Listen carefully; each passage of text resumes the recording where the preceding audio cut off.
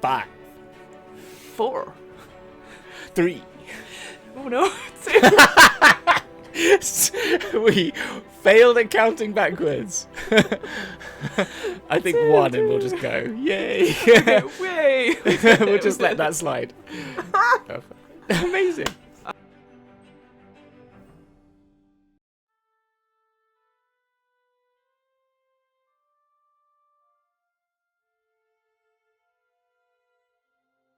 Hello and welcome to the DM's Book Club, a podcast where we talk about Dungeons and Dragons and how we might include it in our role-playing campaigns. Yes. Hey, I did it. You did it. Now You improvise. did it. Now Oh, improvise. you only said no. That's a stage direction. That's stage direction.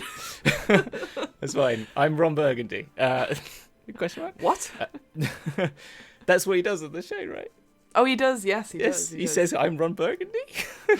That's a question mark. Question mark. Yes. How are you, Fiona? I'm doing very well, Hamilton. How are you? I'm good. How is your dungeons and how are your dragons? Well, my dungeons are dark and gloomy.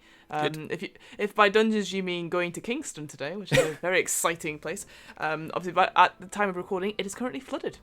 Is it? Oh, it's bugger. pretty bad. It's pretty bad. It's also in the middle of nowhere, I've discovered. I went to Putney Bridge today as well. That was very nice. It's a very pretty bridge. It's a very pretty bridge. I have actually it was Barnes Bridge, but I have an anecdote. Can I give you an anecdote? You can Fiona? give me an Can anecdote. I Go offer for an it. anecdote to everyone? I will gladly receive it. I used to be a rower, but the coxswain, the person way. who I did like single sculls, and then when I was at school, I used to do like the first team because I wasn't 6 foot, I'm 5'10", which is not enough to be a great rower. So you could do singles anyway. So I used to be the person that steered the bridge, and we were getting a lesson from Matthew Pinson, who's actually a gold medal rower, right? He's a proper rower. And we'd got this, our school had organised this and got us like an opportunity. So like, it's really important, in front of a gold medal rowing, famous person. No. And he's in one boat and my coach is on the other side of me. Right, and they're both shouting at me individually with loudspeakers as I'm rowing this boat, and we're coming to a bridge, and one is shouting at me, "Go left, go left." The other one's shouting at me, "Go right, go right." And I just went, I have no idea what I'm gonna do, so I just had to say, "Stop the boat," because I was about to hit, because they were barging me in, so I couldn't go right because the other ones, I couldn't go either way, and this bridge was coming at me, the pylon.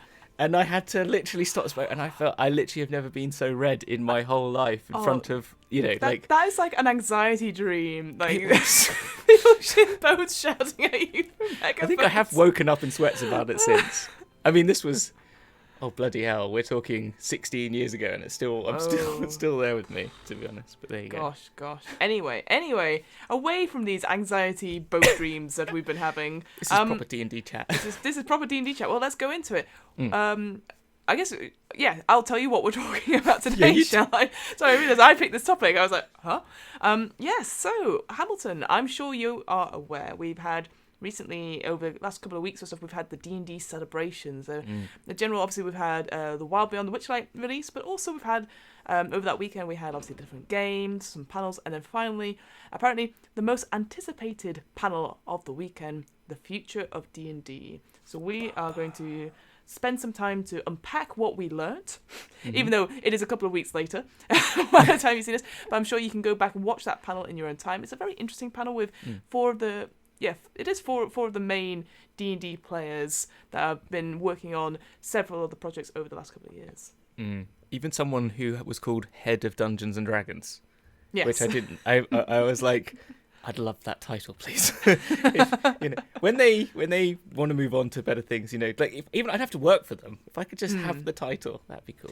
I like the idea that you are like Chamberlain or something. You have to go up through the ranks of like captain and lieutenant, and then finally head of D&D.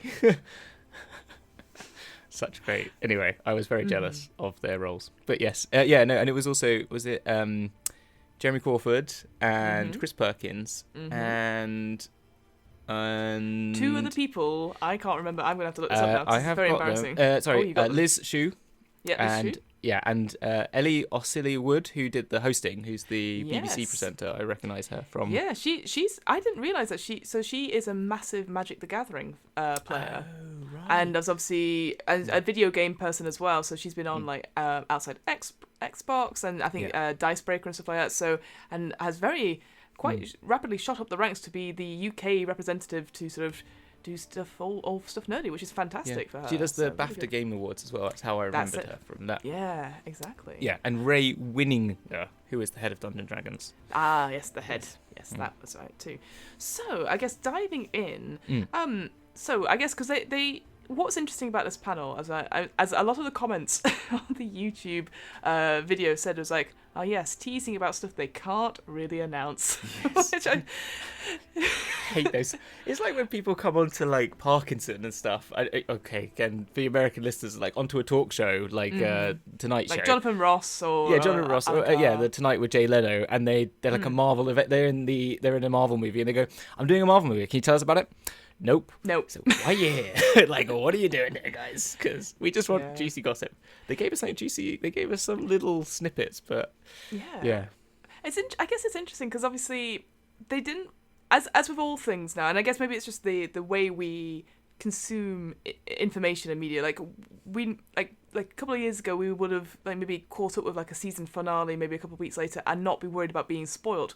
Whereas now, if you go onto Twitter, like anytime I go onto Twitter, maybe a couple of days after Critical Role has been announced, there's always fan art, there's always threads and stuff of like spoilers, and I'm like, oh, I'm several episodes behind. It's too late now. I'll see whatever it is, and usually by the time I get around to it, I've completely forgotten about it. But so I just found it interesting. They were all sort of like, we have stuff to announce, but we don't want to spoil anything, and I'm just like, yeah, but this is over the next 3 years, though. Yeah, I'm going to forget by the time it's 2024 what you said.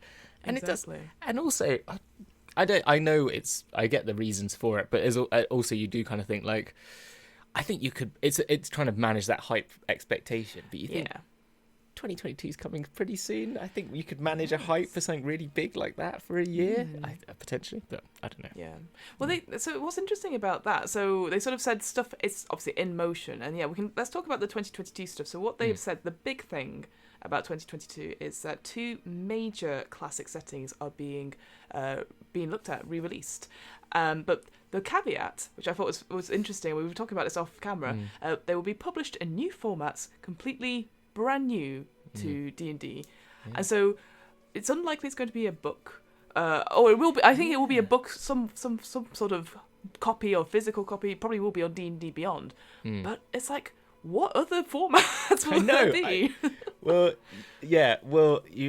The others that I know of that they have done before is an audiobook version. Yes. They did the Player's Guide to the Outlands. This is a 2e Planescape one. And it was done as a... so the book was written, and like all other Planescapes, it's done very much in someone explaining to you the rules. So it's very meta, and it's very much explained like you have in a lot of them. It's a guide. It literally is... if you ever played the Planescape Torment, it's the skull in that. So it's a floating skull. Okay. And he talks to you through like all the different like locations in the Outlands, and you can get a CD. If you buy it on DM's Guild, you actually get the MP3s, and you can just listen to it, and it's very... How fun. It's a nice little... It's just a way of accessing a sort of guide, in a very sort of talky format. So maybe it's something like that. I mean, I would like that, because I know last year or the year before, there was like this is where I'm going to get the hashtag wrong, but it was basically lots of DMs reading from a book and reading a chapter aloud for something. Oh, right. I don't know if it was a charity stuff, like Chris Perkins did it, like just reading something. And again, something... But actually, I was thinking about it to myself, and like, I absorb content. I consume content, not absorb it. Mostly through audio now. Like I listen to podcasts on the commute and stuff like that. So I actually wouldn't mind like a podcast version or an audiobook version of maybe the main books, perhaps. Like obviously like rules, or even like the adventure stuff would be interesting. But I don't know how, maybe it's just me because then you could always skip to those chapters and be like, oh, I need to know what the grappling rules again. I'm just going to listen to somebody else explain it rather than read it again in a book. But I totally agree, and I think if it was like, if you had it an app, and like on the D&D Beyond, you have all the chapters, and you can see the sort of index and the contents page.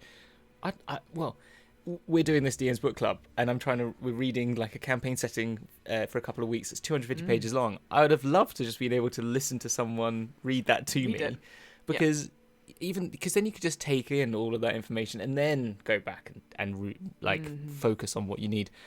I do think it says the other thing that they said on there, new things in the digital arena to be announced in 2022, which makes me think it's more digital media. They did also do the audiobook with Benedict Cumberbatch reading Drizzt. Oh, Drizzt. Yeah, that's coming out. Is that out or is that coming out? It's out. It's on podcast locations, I think. Oh, well, go read that. Or go listen to that even. Yes. Oh, yeah, because they had the animation up over that weekend as well, which is a great animation. And I you know what? I didn't realise it was Benedict Cumberbatch till right at the end when it goes narrated by Benedict Cumberbatch. Like, oh, yes. Now that makes sense. Like this very dark, gruffly voice. It's like, oh, darkness, I am Drizzt. And you're like, ooh, don't know who it is. Well, he does smile pretty well, doesn't he? So he does, I guess he's got range. He's got range. Yeah. But I guess, the thing I was going to say then, I mentioned it to you off camera, is that I have a sneaking suspicion, because obviously we've got stuff like Roll20, Tabletop Simulator, stuff like that.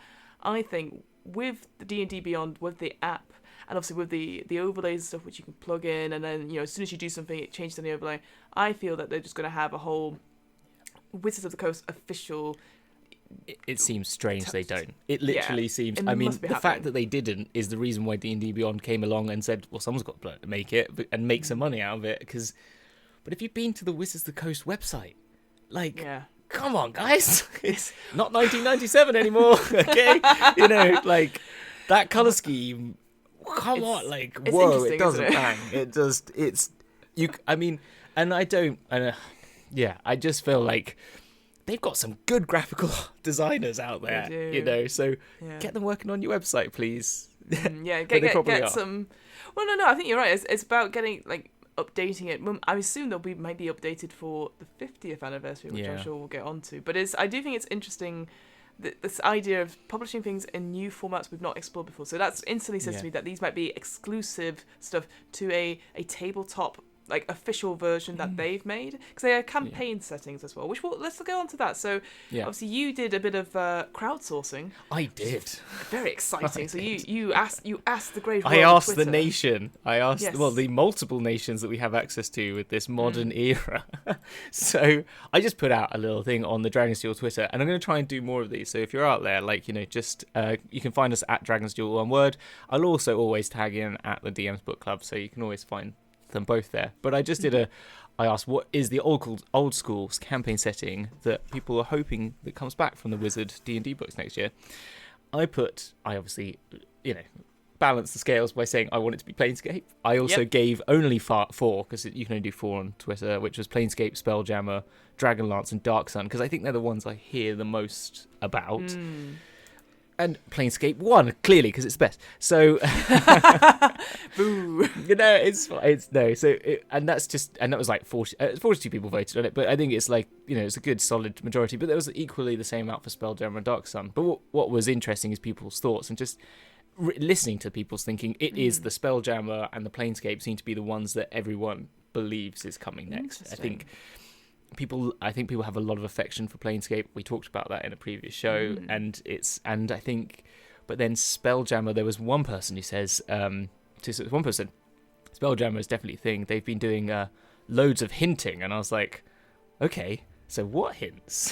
What hints are these? And they said, well, there's in Rime of the Frost Maiden. The Rime of the Frost Maiden features a crashed Nautiloid, which is the big the big Mind Flayer ship. The thing I absolutely hate. These are all spoilers, by the way, for now on. Dungeon of the Mad Mage has a Spelljammer itself in it.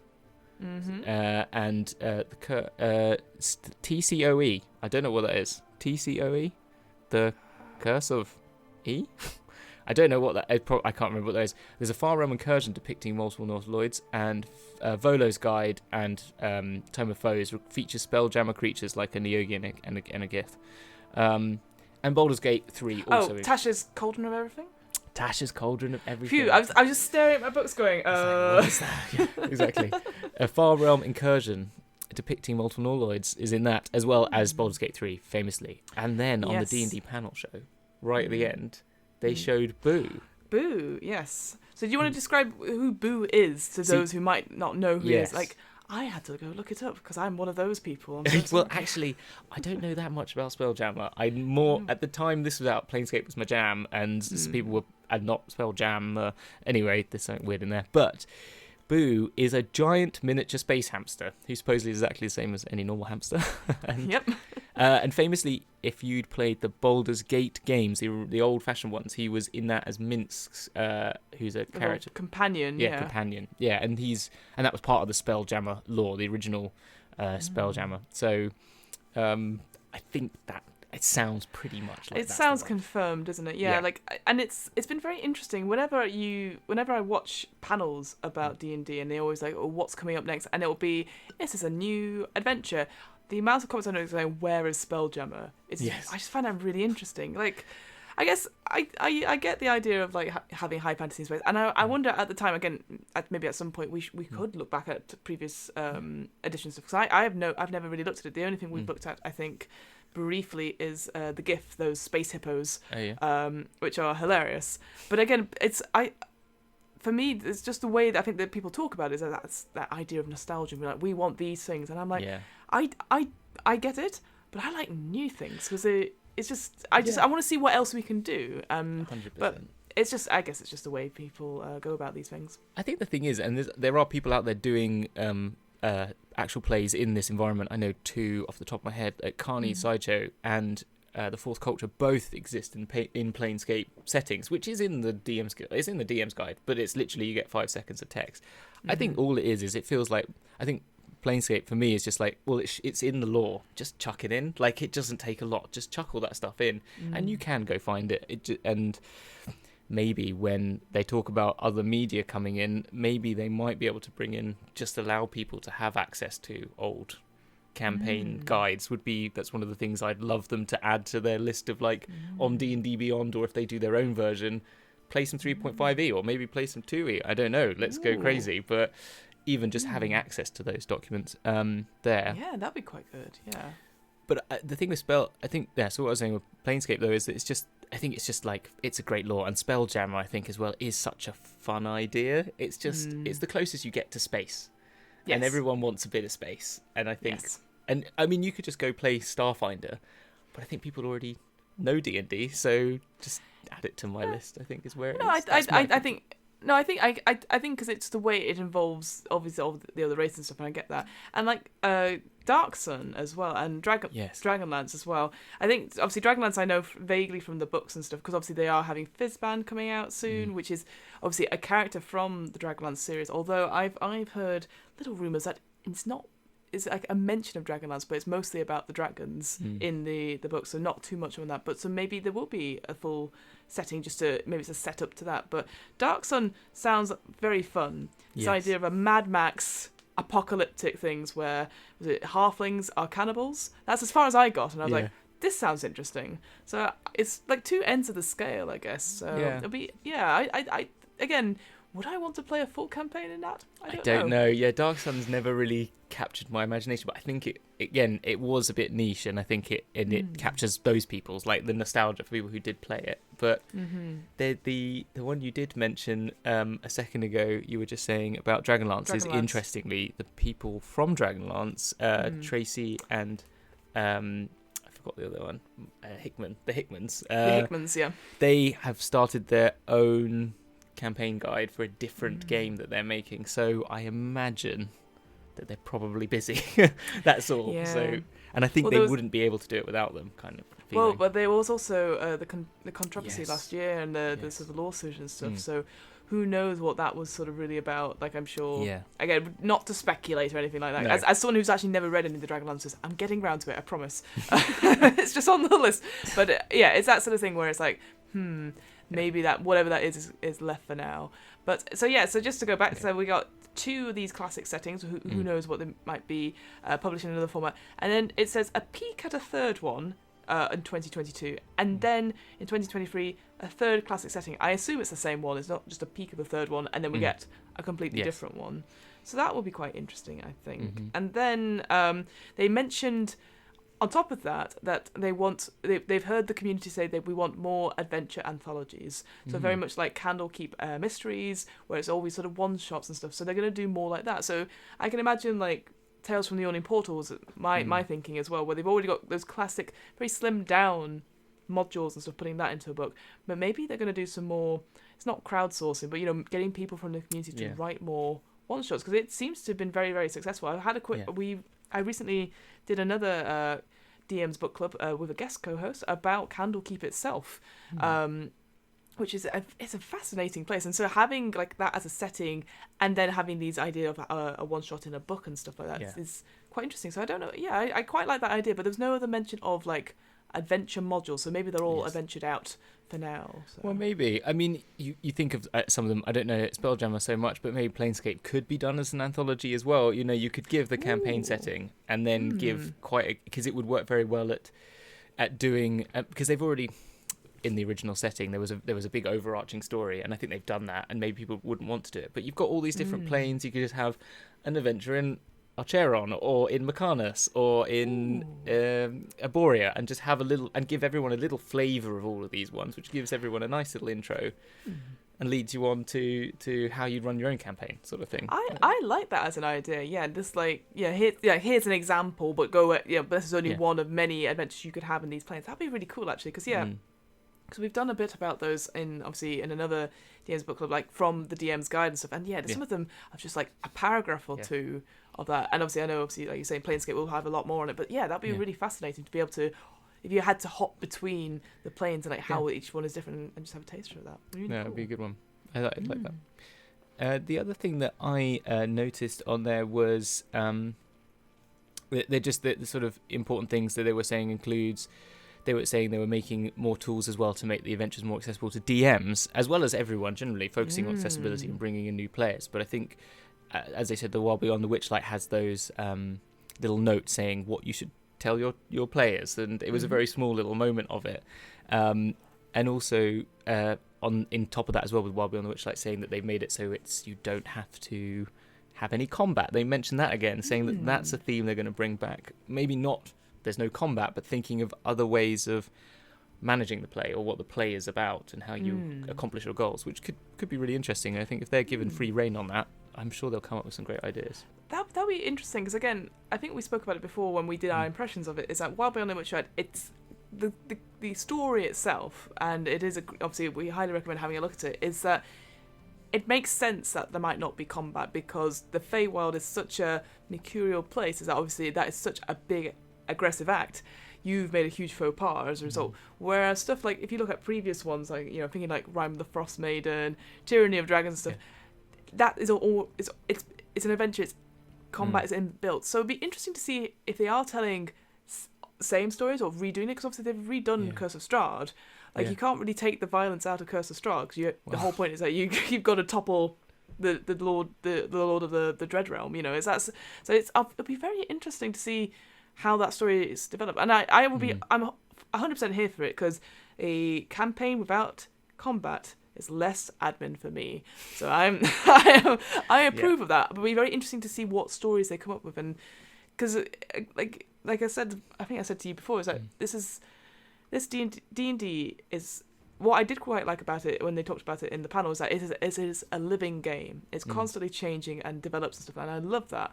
But for me, it's always been a combat game. You have these modifiers for hitting and stuff like that. So getting rid of the combat is like, well, are you having other mechanics come in for the social stuff? Are we going to be more about how do you write a social encounter? Yeah. And are we going to really reward players for role playing really well, or come up with a great solution in character, out of character? Because that feels even more nuanced rule stuff. Because obviously some people don't like role playing at all, and they like talking in the third person, or they just like being themselves, and that's obviously completely fine. But do you reward because they said a really cool argument line really well? Yeah. So it'd be interesting to see what they come up with. I'd be keen to see. When we play our one shots on Dragon's Duel, we give points to level people up, because we try and get them to level up in the show. And so we have one that I just call actor points, that I can deem whatever I want to give to the characters to like help them level up. They get 20 points per level they have to get. And so they get help for healing each other and doing like normal sort of XP sort of things. But we added in, the actor points one. And maybe I feel like that could be expanded on. And it's always, that's how I dish out bonuses for, you've just done something really cool in just by saying that. And it's just, and that's how I work it. Yeah, and I like that as a DM, because like I've in my rule of cool, anything that makes me laugh. Like, and I'm very easy to like laugh, make laugh and stuff like that. But if something amazing happens, I'm like, that's pretty cool. You get an inspiration point, and I agree. I think it gets to a point where it's like, if you're taking one mechanic away, you need to add another one. Would it be this? I wouldn't like it if it was that myself. So that's what my thinking process is. That they must have to balance it out in some way, which they are changing. About which we'll come to. But the only thing I wanted to quickly add before we probably go on to that is that they have announced. Oh, they kind of announced right at the end. They are developing 2 new settings, but it's in very early stages. So this will be the first time since Eberron, that was published way back in 2003, I think. I can't remember. I had it in my notes, but I'll have to have a look. 2004. So 2004. So that's like that's well over 10 years ago. Yes. So I live in the 90s. So it's just the way your minds work. But So currently they're on very, very early stages, and they might not see the light of day. But I think that's impressive that they are revisiting free traditional campaigns, free classic campaigns, plus an anthology, probably crowdsourcing, and then probably 2 new campaign settings. Chris Perkins is a busy man. They are busy. Non-stop. If you need any help, Chris Perkins, my email address is. Yeah, I was going to say, for art stuff, go for it. I'll be there to go, I like this. That's as far as I go in my thing. But yeah, so that's quite exciting. And again, they couldn't reveal too much on that, because again, it's that sort of thing where it might not make the light of day. Yeah. So he did mention that one of them, and I know you would like this, and I was like, oh, no. It was horror setting, super horror. It's going to scare the pants off everyone. It's like, we've got Ravenloft. We've had 2 we have Curse of Strahd again and Ravenloft. We don't need any more horror. Come on.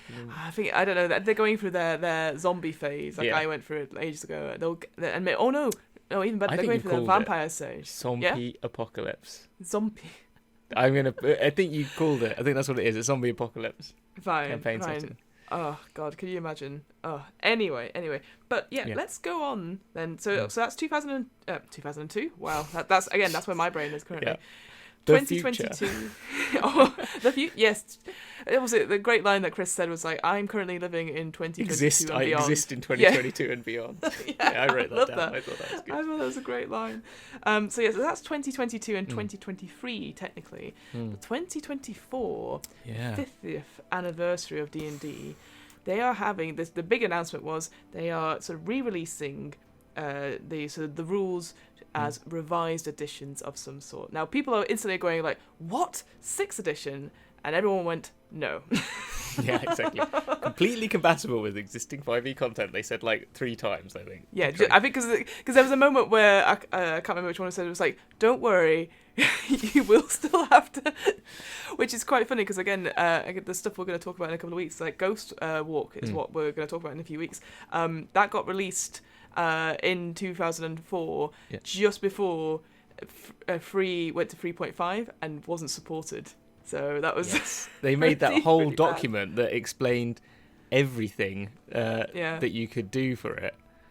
So so we've talked about obviously those settings, what's coming up for 2022 and 2023, but 2024 is the 50th anniversary, and the big announcement was that they are going to be releasing revised versions of the Player's Handbook, Monster Manual, and the DM's Guide. And instantly, what does this mean for my usual 5e campaign? It means nothing. It's quite funny because there was loads of videos, obviously, and this has been the biggest sort of thing. People are like, is this 6th edition? Am I going to have to rebuy all my books? Blah, blah, blah, blah. And obviously, the answer is no, you do not have to do that. So that's quite good, because obviously everything is backwards compatible, and all these new products are coming out, they will be. What they did announce, though, which I thought I really liked, so they had originally like a gift rule set, so where you could buy DM's Guide, the Player's Handbook, and the Monster Manual all in one, get a nice DM screen, etc. And it's like, here's your starting set, essentially, as a budding DM. But now, because there's so many other cool rules and all that sort of thing that you might want to, they have an expansion set. So in this one, they'll have like revised editions of Xanathar's Guide to Everything, Tasha's Cauldron of Everything, and a brand new book, which I feel it's just replacing Volo's Guide to Everything with Mordekaisen's Mordekainen Presents. Presents Monsters of the Multiverse. I like that. In my head, it's like Doctor Strange, you know. Yes. Because everything, obviously, we've got Marvel coming out now. It's everything multiverse, and that's where they're going now. Is like you said with Planescape, with all of a sudden it is now going to the multiverse. Where can we go with our games? Oh my gosh, Mordekainen is the Doctor Strange of the D&D verse, isn't he? He really 100%. is. The way he looks and everything like that. I just never got that. With his foamy toes. Foamy toes. Foamy toes. Sorry.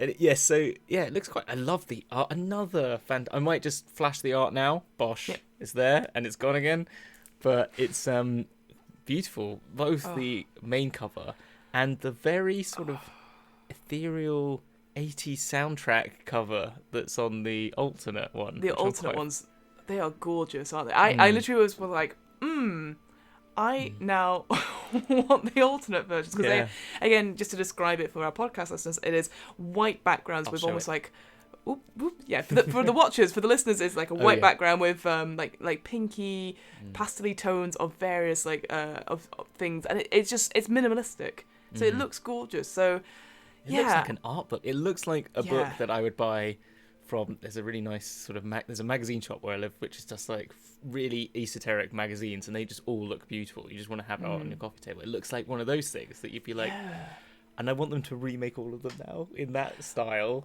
and then I'll have that because Hydra74, who does all the other alternate covers, really cool, really edgy, sort of like rock and roll, skulls and stuff, and you're like, yeah, I love it. But actually, this is something different, and I'm quite a big fan of it. I think it's I think it's going in a more like, I don't know, stylish, more graphically stylish, I think. Yeah, I know, I think so too. And I think it's interesting because I wonder if they will also appeal to people who are like, I'm not so keen on the D&D because of the covers. Because I'm thinking like, you know, when they sort of recovered like the Harry Potter books, obviously they had a certain art style, and then they were like, here's the ones for adults. And you're like, okay. And there's the other one, which I've now completely got out of my head. Never mind. But yeah, it's that sort of thing where I think it's like trying to appease to other people. Oh, that was it. So I feel very ashamed now. So this is the big reveal. I've never really read any Terry Pratchett because I hated the covers. Like you know what? I was put off by them as a child as well. And you know, I've read a bit of them since, but I totally agree. They were just so like ugly.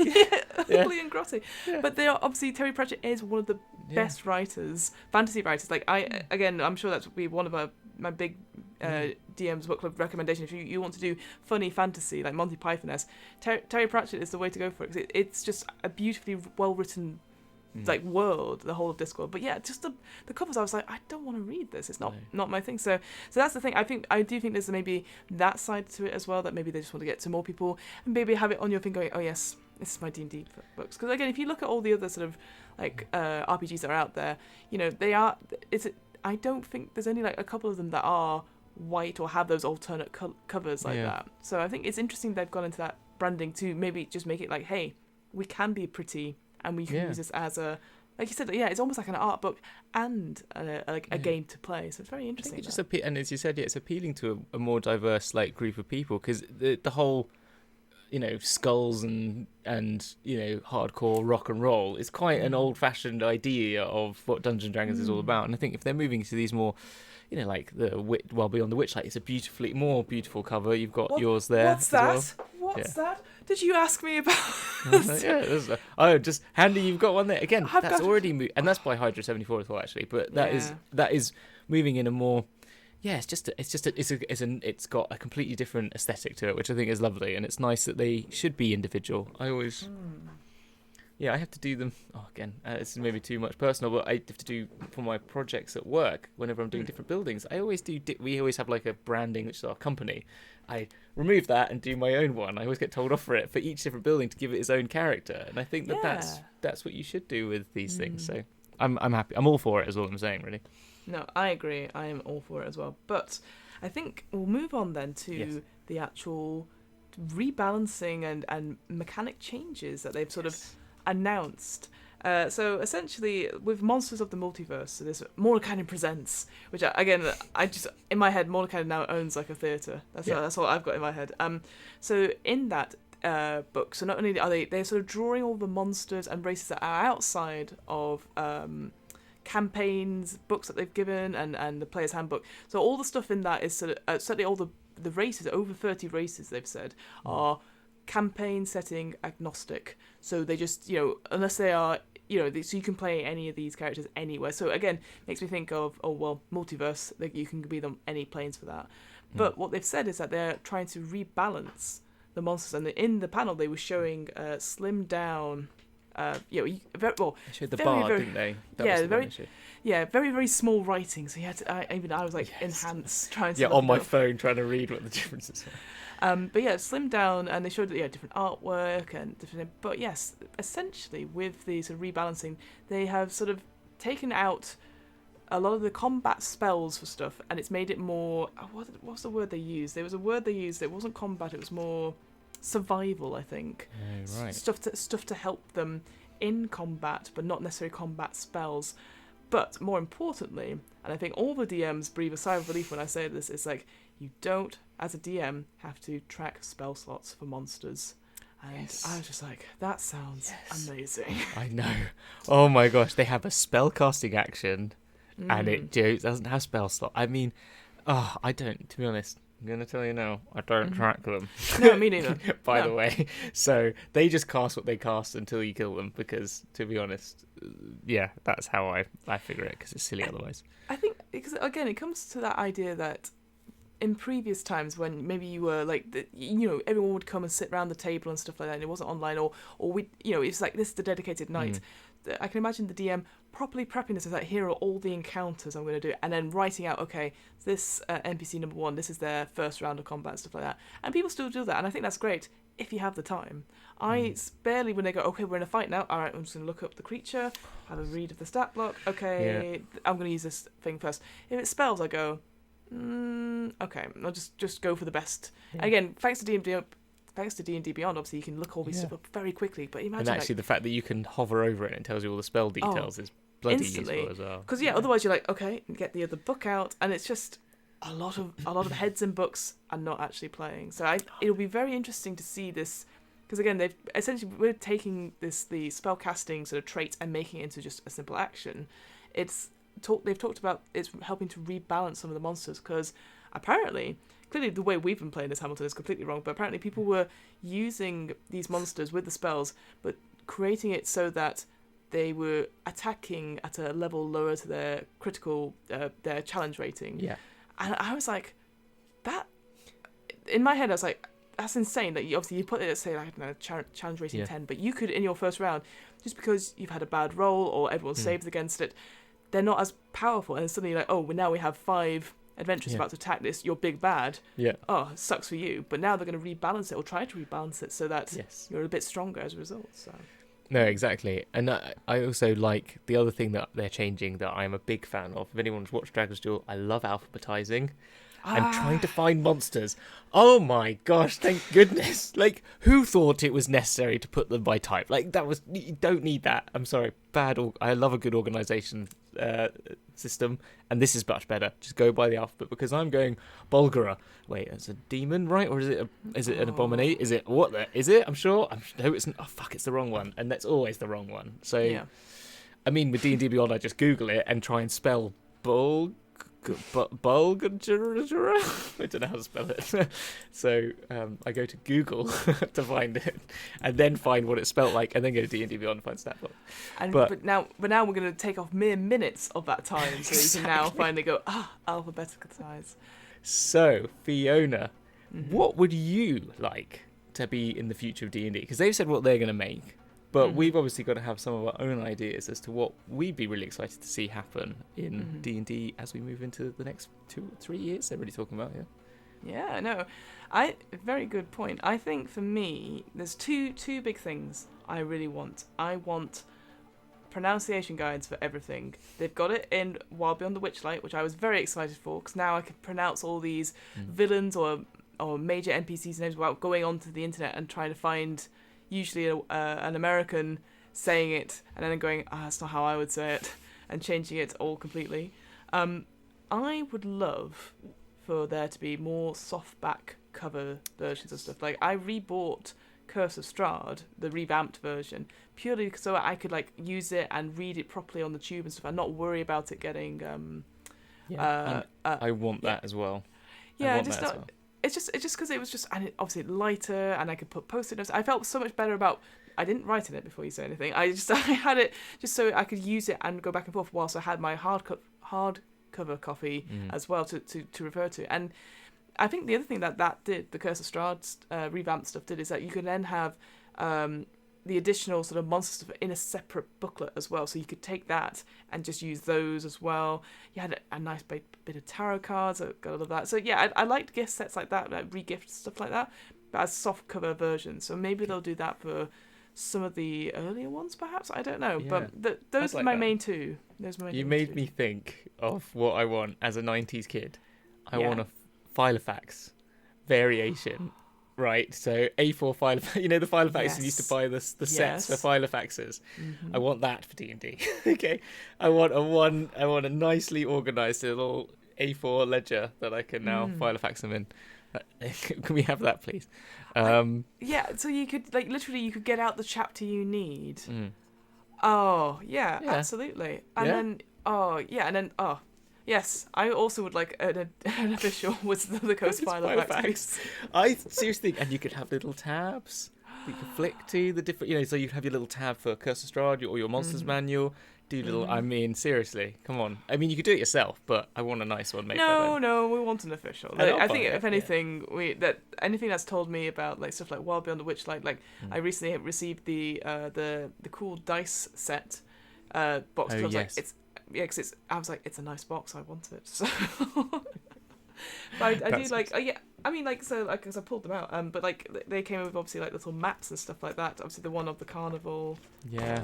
See, more of that stuff would be great. More like art posters and stuff would be fantastic. Yeah, just like little ones like that. Because then, I love the big ones, but like for me, I wouldn't put them up anywhere. I'd like to get them framed or something like that. Because I'm sad like that. But like little ones like this, I could put somewhere or be able to share with people rather than print them out as well. Well, that's the thing. It's like the maps that they come in it. If they're talking about this more digital media, you just start thinking of all these ideas, and you think like a really good version of Roll20 would be great, and that's just integrated to when I buy the D&D Beyond version, I don't have to spend another 30 quid buying the Roll20 version and also buy the book. And I mean, if they could integrate that system, that would be so much more fluid and better. Yeah, and you spoke about it earlier as well, this idea of accessibility, and in Wild Beyond the Witchlight, certainly. On the D&D Beyond version, that they have printer-friendly versions of it, so it doesn't have the art or something like that. So for certain handouts and stuff, and that would be really good as well. Like I know if you've got the actual like books and stuff, they probably wouldn't have that, but being able to like have stuff at the back which you can photocopy easily, or I mean, the dream I know is to buy a physical book and then have the PDF version, like a code that you could unlock. I know D&D Beyond and Wizard of Coast are two separate companies, so that's probably never going to happen. But like I know my local game store does it, where you buy the book. If you pay a little bit extra, like a £10, £15 extra, you get the PDF code sent to you, and you have it online. And because so good. That's the thing I love about having the physical because I've got an iPad and I love writing in my books. Okay. I can't help it. I know I'm not. But I love it. I love to personalize my books as much as possible. Particularly like textbooks and stuff. My school, like when I was at university, my books are just all filled with my own writing. Because someone will want to buy that one day, I'm sure. Just because I just love to just be there and just highlighting and making notes, and it just is so much easier for me to manage my thoughts. And that's what I love about having it on the iPad, is that I just note and sketch and make all my notes as I'm going, and I'm not destroying the original book, which I would obviously love to have as a nice clean copy. So no, absolutely. And I think like obviously the more and more you obviously get laptops that can turn into iPads, and like you said, like the touch screens and stuff like that, it seems Yeah, and like D&D Beyond, it feels like it's been around forever, but it's only been like 2 or 3 years, and then only recently has it had the being able to use it offline as well, which has been an absolute godsend, not being connected to the internet whilst looking up stuff. So who knows what comes up? But I think Hamilton. I think that's it. I think that's all we've got from the D&D future stuff. But it's exciting. I actually would recommend people to look back at some of the other panels that were over the D&D celebration. There was stuff about how do you do a session 0, creating your first character with young children, if you were getting them into it, which I thought was actually quite cool. Obviously, stuff on Strixhaven, Fizz bands, Wild Beyond the Witchlight, all the stuff that's coming up, and obviously this panel as well. So I'm one of those people who likes watching the panels because I do find them interesting, and they have like DMs and people who run games regularly all over the world talking about stuff, and it's like this show really, obviously, but we'll get there eventually. we'll just talk about their panel first. Yes. But I recommend watching those for sure. Yeah, 100%. Yeah, I thought they were really good, and I think actually that's the other thing you were talking about when you talk about it reminded me as well, the children involved in D&D. I think more of that could be. They did those variations on the monster manuals, didn't they, for children? Oh yes, the Young Adventurers guides. Yes. Yeah, and I think some things more like that would be quite interesting, just to try and engage new people and new ages into the sport into the game. But I think but they've got the new D&D I almost said manual, D&D annual coming out, the 2022 coming out, which is interesting because I don't know how successful the first one was, because we discussed this on a previous episodes of DM's Book Club. Annuals are a purely British thing. Americans don't have it. They're not an American thing. No. They have no idea what it is. Oh, it's fascinating. I thought that was the Beano I know. annual and the Dandy annual, and all again, but they're all UK comics and stuff. So of course, yeah. Oh. But yeah, so there you go. Anyway, Hamilton, thank you so much for talking to me about D&D and the future of it. Pleasure. What are you up to? Where can we find you? Yeah.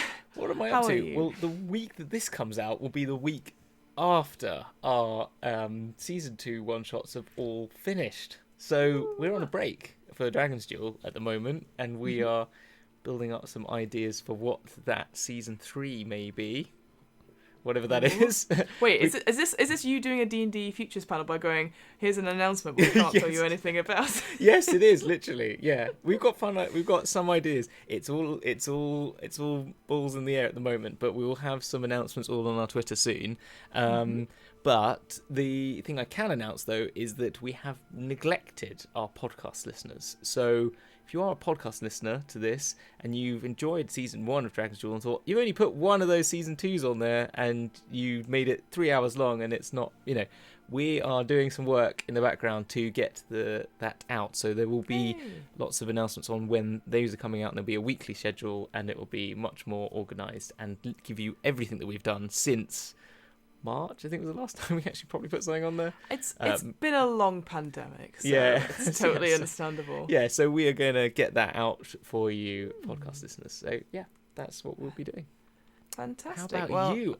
What about you, Fiona? What are you up to? Well, I'm so glad you asked me. So obviously, I run the What Am I Rolling podcast, which is a twice-monthly RPG one-shot podcast. As always, it is going very, very well. I never know what I'm being released at any point. Vert, probably, at this point. Maybe some solo stuff.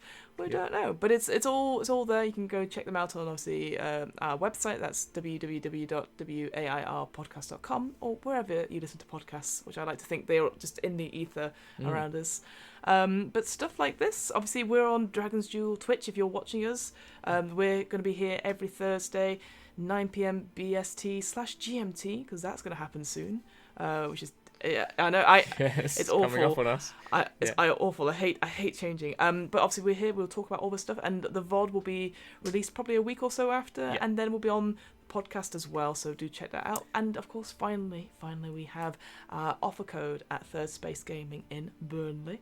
That's 10% off your first order if you put in DMBC into checkout, and it can be on anything. It could be on new books. Maybe you're going to wait. Don't wait till 2024. Get the order in now. For whatever it is, they're lovely and they're great. And a friend of the show, Derek, who I've had recently on as a guest for DM's Book Club. We spoke, and he apparently has a football shirt from Burnley Football Club, which surprised me. Someone's living in the middle of nowhere, America, isn't he? Yeah, I was like, that's a Burnley football shirt. I've not seen one of those. I was going to do my Ibargum, but I've done it now. No. What are you talking about? Right. Anyway, with all that out we of the could way, say what we're doing next week, though. We can say what's coming up next week. Yes, we can.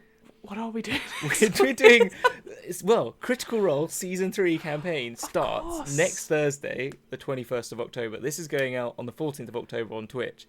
Yes. So for those of you, if this comes out similar time on the podcast, 21st of October at 9 p.m. British Standard Time, or GMT as it'll be British Standard Time still then, we're doing a Critical Role campaign guides extravaganza special. And basically when we finish, it will be still a few hours before they actually start the actual Critical Role. But hopefully we'll have recapped it all. So so that's going to be the Tal'Dorei campaign setting, which was done by Green Ronin Publishing, and also Explorer's Guide to Wildmount. Yeah, we're going to be doing a double bill look at the two of them in preparation, so you can watch that, have a bit of tea. If you're in America, it'll be perfect time you could watch that. Have a little bit of tea, get some snacks, sit yourself down and watch the beginning of Season 3, Campaign 3 of Critical Role. So that's our special next week.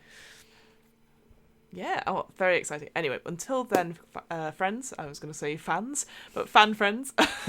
Friends? Friends. Until then, my friends, thank you so much for watching and thank you so much for listening.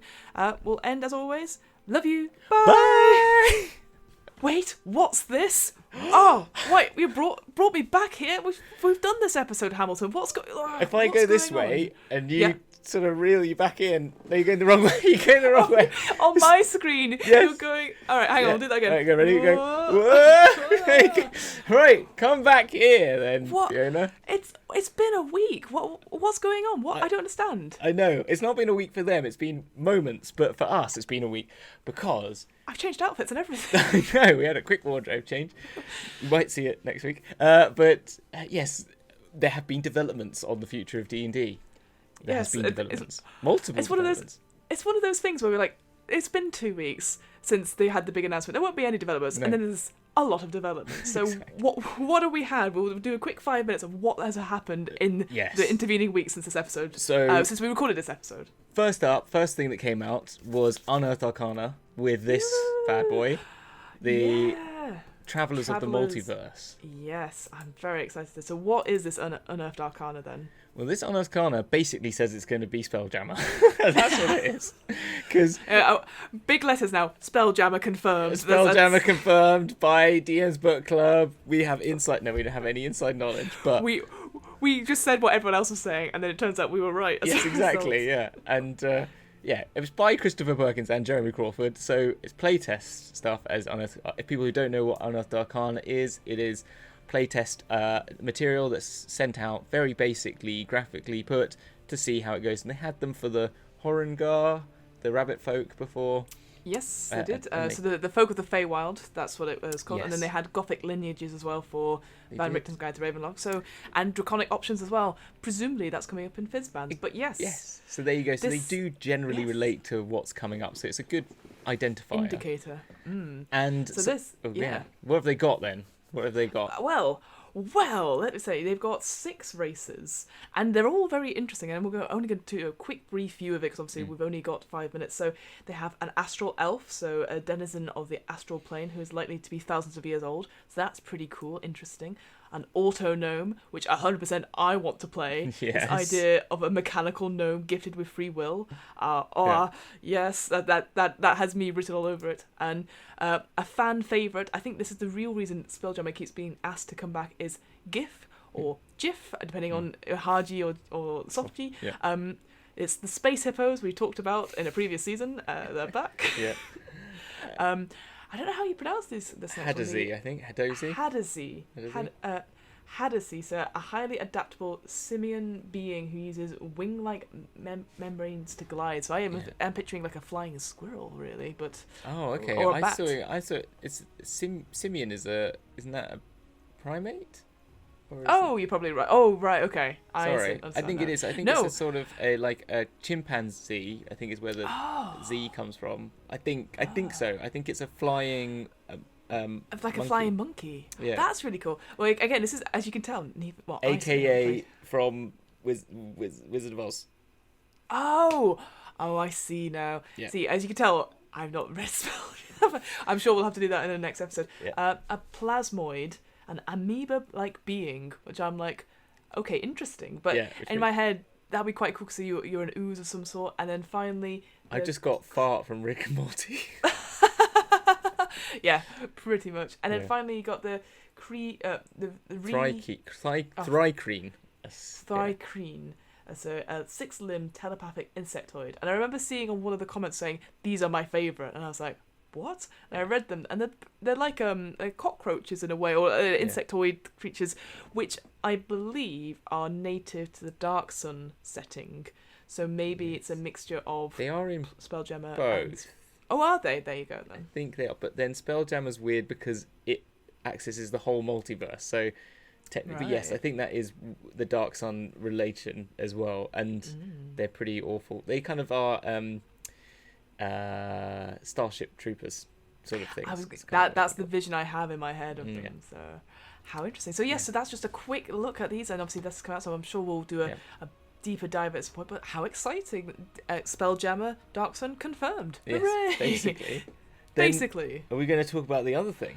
Let's talk about the other thing. So there was we talked about it briefly about this alternate cover art that was shown of Boo, the space hamster, and that sort of referred to sort of Minsk and Boo from Baldur's Gate coming out, and then lo and behold, an interesting thing happened whereby a book went on sale and then quickly disappeared from sale and then reappeared on sale. Literally, it was very on off.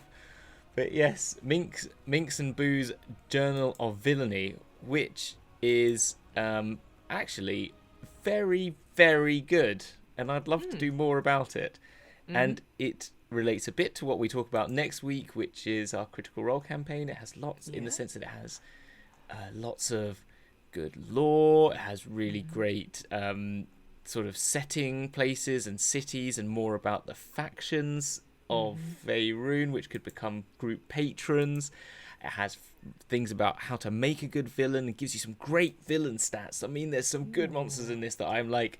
I had a character I think I mentioned later on in our Ghostwalk campaign talk chat when there's Baal is in here, and I had a so there's, and they've got some serious stats. If you want to chuck some proper BBEGs at your players, this is a book to get. Like, we're talking 400 hit points and lots of bad stuff to throw at people, and some great monsters, really great monsters. Yeah, and again, so just even just looking briefly at the first couple of pages, some really cool art as well. And as someone, and I will admit this again, I have not played Baldur's Gate video game series, so it's kind of lost on me a little bit, but I am excited to see what this is, because again, that's that sort of thing where we heard about it, and then it sort of was mentioned, and then it again was released and then taken back because there was definitely typos and editor's notes in it, and then re-released as a result. And obviously this is on DM's Guild, which you can pay for, and all the money goes to Extra Life, which is obviously their charity that they're a part of. So do go check that out. And again, I know this is just us going, this has happened. I'm going to just quickly scroll through some of the art. Please. Oh my gosh, it is art heavy. Like, absolutely stunning pieces of artwork in here. Jesus! The whole thing is actually an absolute delight to look at from start to finish. So I love a good map, and I'm already seeing some maps, cool but even maps. I want to cut to some characters. Here's some fantastic character art as well. I'm just going to skip far down, try and get you some more without showing off too much of the book. Yes, because go get it and give money to charity. That's give money to charity because it is really great. But beautiful art, beautiful document. And actually beneficial to any campaign, so just get it. Just get it. So I'm sure at some point we'll do a deeper dive into it as well. So there's actually one more thing, isn't there, that we could mention that came out, which is the Critical Role campaign adventure. Sorry, my dice went everywhere. She's thrown dice everywhere. It's all okay. It's completely gone now. We just have to end now. But that's it. There's a Critical Role adventure, which is hinting at it's going to talk about Marquette. We're going to be talking about Critical Role next week. Yes. Because it starts next week, the season 3. Yes. So before that, come and watch us before you have your tea, and then you go and watch the actual season 3 premiere. But they released on the Tuesday just before we recorded it, to say that yes, there's going to be an adventure in the Netherdeep, I think it's called. Yeah, Call of the Neverdeep. It's called the first major adventure set in Critical Role's World of Exandria. And it looks like 7 chapters of thrilling adventure, new creatures and magical items, and obviously based in the new continent that will be in season 3, Marquette, which is very exciting. So, but obviously we'll talk more and more about that stuff, 100%. And you probably see us both being very excited, going, "Oh, we discovered this 10 minutes before recording," unlike this stuff. So. Yes. So that is just. I think that was basically all the little news we just wanted to give, just to add in. Does that change anything for you? Just seeing that, I think that's the final word. Yeah, you know what? It's one of those things where that D&D panel, as we were saying, is sort of hinting at lots of stuff, saying, "Oh, this is coming in the next year" and stuff. And then there was like, "There's going to be a blog post next month, or there's going to be something next month." And then suddenly we've had 2 very close things side by side. Well, now 3 things with the Critical Role things, and I'm like, whoa. So clearly, it's that sort of thing where they were holding on, and they're like, sod it, just put them out. let's just go all in one go. And it happened with Strixhaven and Fizzband as well. They sort of announced. I think they announced Wild Beyond the Witchlight, and then within 24 hours after that, it was another 2 books. So that all 3 of them got announced, and I was like, bloody hell. I mean, I was like, amazing. I was like, amazing. This is great for our show. But at the same time, I was like, that's a lot of reading. So, but yes, so it's I'm. You know what? I'm excited, and it's going to be interesting. Like the Critical Role stuff, as we sort of talk next week, we're both very big fans of, so it'll be interesting to see what that comes out. But also.